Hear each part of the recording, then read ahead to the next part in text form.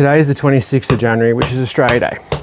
And everyone has an opinion on Australia Day. And you're entitled to an opinion.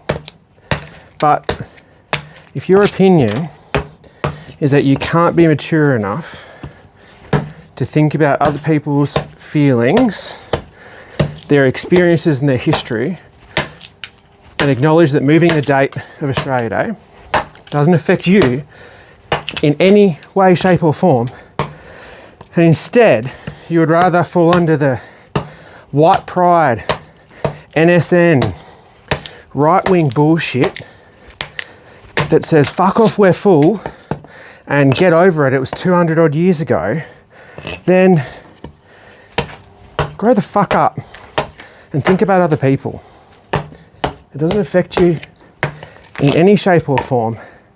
And if you say that you are not racist, check out these comments. So easy to find online. And think about, do you want to align yourself with this?